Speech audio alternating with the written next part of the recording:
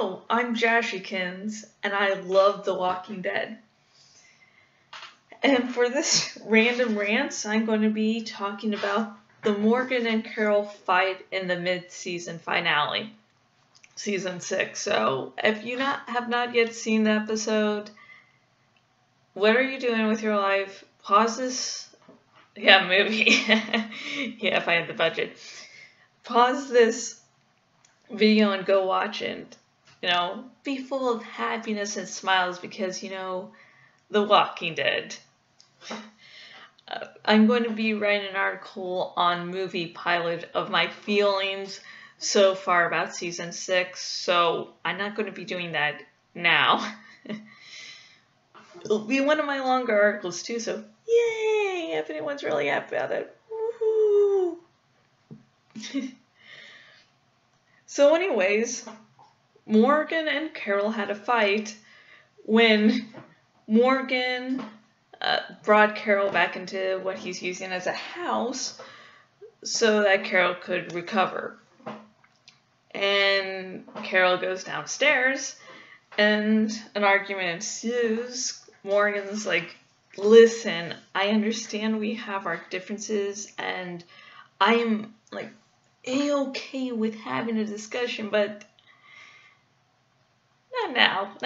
Now is like not a good time. I mean, it's the mid-season finale. This isn't a good, oh, okay, we're going to fight shit. And I think she vastly underestimated Morgan.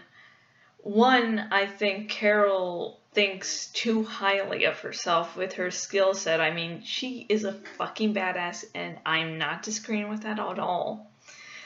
But, she's not the toughest thing out there. She's close, but no, she's not there. There's going to be someone one day who will be better than her. Either one, because they're actually stronger, or two, she's overconfident and therefore becomes weaker. Plus, Morgan seems to be a sort of casual guy. I mean, he's great against walkers and such, but then he lets anyone living go, like knocks them out and stuff, but because he believes all life is precious. And so she might be thinking, oh, that he's sort of a wuss like that. He wouldn't really hurt me. But, so the fight is extremely, extremely one-sided. In fact, I wouldn't even classify it as a fight because Morgan goes, come on, please, Carol, don't attack. And when Carol attacks, he's like, boom, boom, boom, gone. And there was no contest. Just because Morgan is peaceful with humans does not mean he can't take one down when he wants to. I think it was, well, I'm already nerdy because I run a blog, so I don't know why I'm embarrassed, but I think it was something on Doctor Who where he goes, basically that I have rules for a reason. You don't want to find out why I have them. And I think that's sort of what Carol sort of forgot. He is a fucking badass. And he has the rules there for a reason, so he doesn't go like he did before because he cannot stand it. It's just like, I'm just still in amazement. I was like, boom, boom, boom. I was like, oh, cool, there's a fight. I heard that. Oh, it's like 2 seconds because, yeah. And the fight, in my opinions on if the fight should have waited or not, it should have. Morgan was fucking on the right. There's like walkers there. There's chaos. It's like with the wolf. While Morgan is letting the wolf live, he's not, he knows the wolf is dangerous.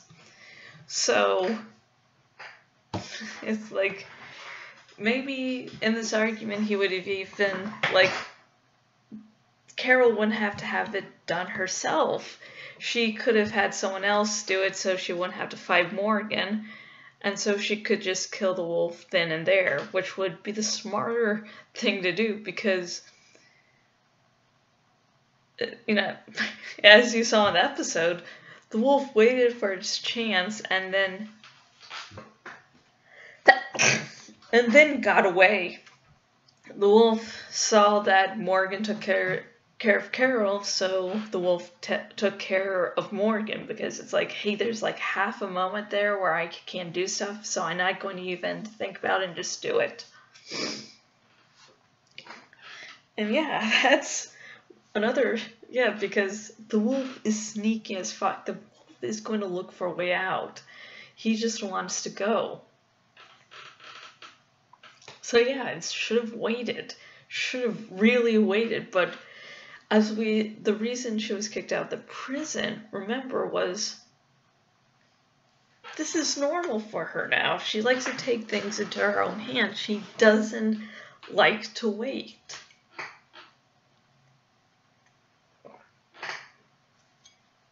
She doesn't. She's like, I have a plan and I'm going to do it if no one else will. Which is extremely stupid because she's in a group. She needs to start working that way again. Doing so good. You're awesome, Carol. But seriously, we all have problems, and that's one of your big ones. And so, what are my feelings on the wolf being there? Like, what do I think about Morgan saying, yeah, sure, let this wolf stay here so I can possibly bring him back? I see the wolf as unredeemable. He's chosen his way of life. He's going to just go back. There is no saving him.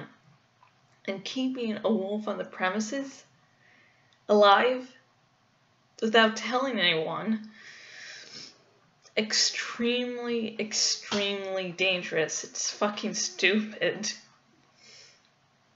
It just, you don't do that shit, really. I know, but at the same time, I can understand it from Morgan's perspective. He was lost. He was past the point of no return. Someone brought him back. The cheese man brought him back. And so he just wants to repay that to someone. So I understand that, but that's not the way. I think it was Carol or Michonne pointed out to Morgan that his all life is precious is not really easy this day and age.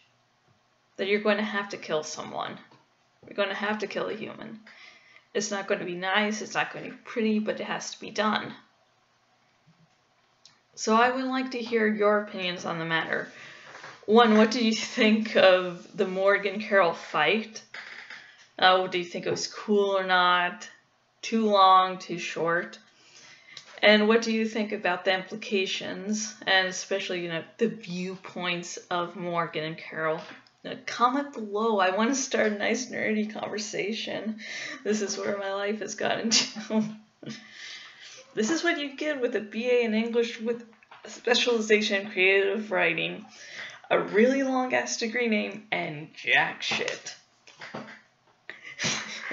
Anyways, I am Jashykins from jashykins.blogspot.com. If you go to my blog, you can see vlogs like these.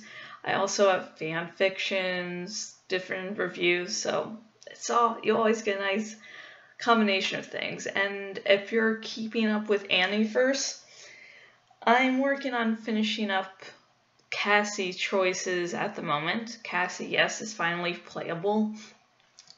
And if you go to my post from my last update, you can start playing Cassie. It's just things aren't really edited, and the titles of pages are merely to help me figure out what goes where, but I've done Cassie a little more complicated than the others so far. I think I've just become more comfortable, and I'm doing a choose your own for a Soma sequel, so I'm getting much more experience, especially with the Soma sequel, that I'm able to, it's much more linear. It's not as open world as Aniverse and a hell of a lot shorter. So with that, I was able to just be ready to do more stuff with Cassie, and hopefully that's enjoyable for you as a player, because it's really fucking confusing. And hopefully my 3 betas will have fun with that.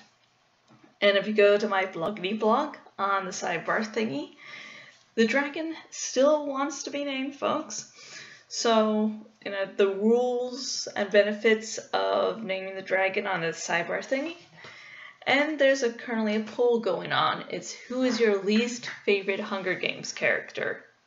Peeta and Gale are really popular choices for that one. And if you have been watching me for a while, either on YouTube, my blog, or any of the various places I am on the web, and you want to support me financially, there are 2 ways. Both links are in the description if you're watching this on YouTube. If you're watching on my bloggity blog, both links are on the sidebar thingy, wherever that is. Ooh. I do writing commissions on Fiverr, and I have a Patreon. I'm Jashikins on Patreon, so woot! And for the Patreon, I just realized what month it is, so Tuesday or Wednesday, I'm hoping to get the the exclusive vlog and the ebooks update, so hopefully. And until next video, goodbye. Sorry, my back was really itchy. It decides, like, at the end of the video, like, I'm just going to itch for no reason.